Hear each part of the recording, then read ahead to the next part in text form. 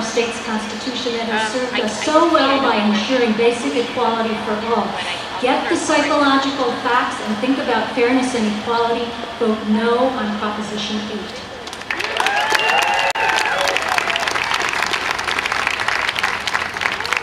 I'm now pleased to introduce the Honorable Marty Blum, Mayor of Santa Barbara.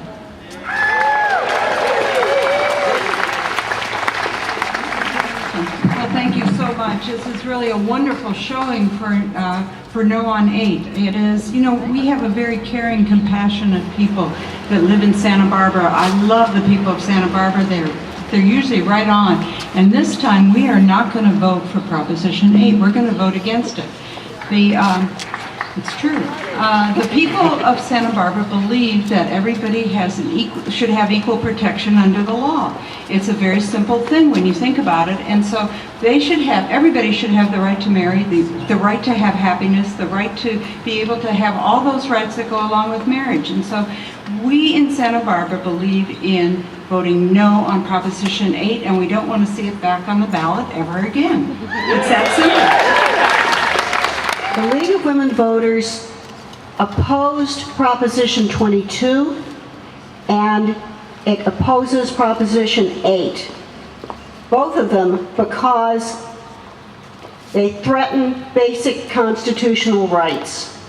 This is one of the principles of League all across the country, and we firmly believe in that in California. Proposition 8 would write discrimination into the state constitution. It doesn't belong there. League believes that no person or group should suffer legal, economic, or administrative discrimination, and yet this would put it into our Constitution. It would exclude one group of people from a fundamental right, the freedom to marry. And we believe that no one should suffer that discrimination. Equal protection under the law is the foundation of American society. Regardless of anyone's personal beliefs and feelings about marriage for gays and lesbians couples, it is wrong to use the ballot box to change those fundamental rights and freedoms. So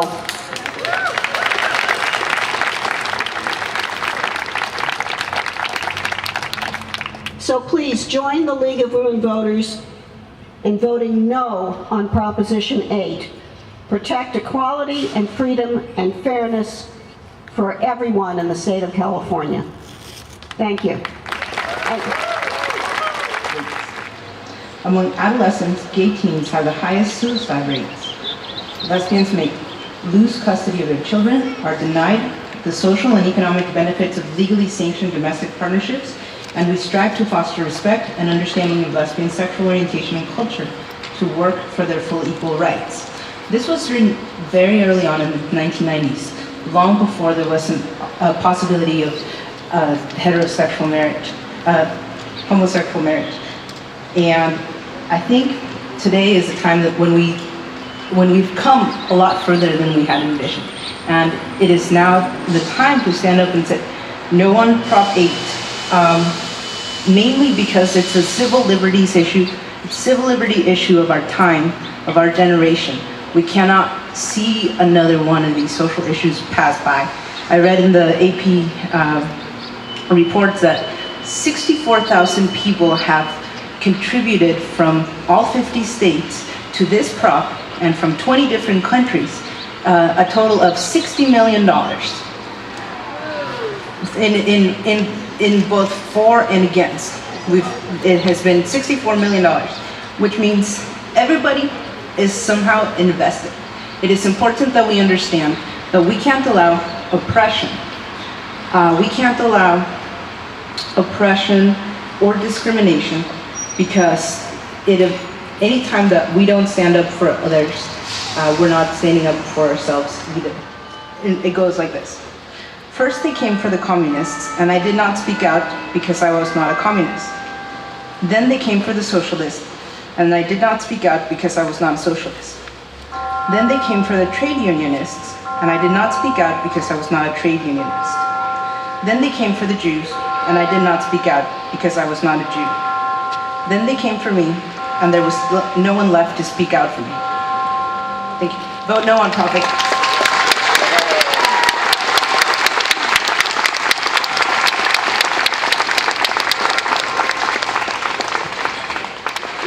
What a great crowd. This is terrific. I am very honored and proud to be out here and to encourage all of you, well, I guess well, not all, but anyway, to most of you, to vote no on this very, very despicable Proposition 8. I want to introduce Allison. I've had the honor of meeting Allison. Allison and her spouse married on June 21st. They have 2 young boys, both of whom are in school right now. Allison got married on summer solstice, and when she told me that, I thought, how beautiful to marry on summer solstice where the sun is shining brightly. And I look at this as an opportunity. It's a time for our state to shine brightly. Let me read to you from our California State Supreme Court decision, the majority decision ruling on same-sex marriage this past May. Quote, "No religions will be required to change its religious policies or practices with regard to same-sex couples, and no religious officiant will be required to solemnize a marriage in contravention of his or her religious beliefs. Shame, shame, shame on religious leaders using fear and lies to mislead their congregants."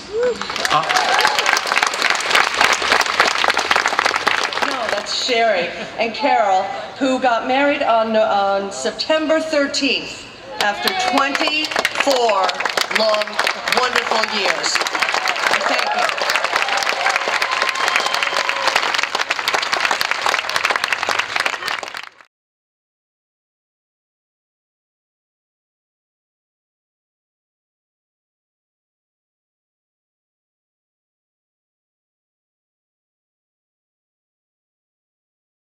Esta tarde, un grupo de ministros y miembros de la comunidad, de diversas comunidades de religiones, se reunieron en la iglesia Episcopal de Santa Bárbara para decir no a la Proposición 8, la cual eliminaría los derechos de parejas del mismo sexo a contraer matrimonio.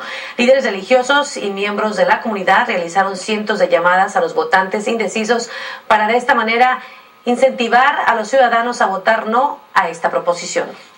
Estamos aquí hoy para ayudar a los líderes de fe a hacer las llamadas que necesitan para agarrar votadores para que voten no en la posición 8. Como pastora, mi fe me enseña que Dios ama a cada persona igualmente. Cada persona, Dios ama igualmente. Y si Dios no ve a la gente diferente, entonces nosotros tampoco deberíamos ver a la gente diferente. Por su parte, este pasado junio, el estado de California reconoció legalmente el derecho al matrimonio de parejas gays.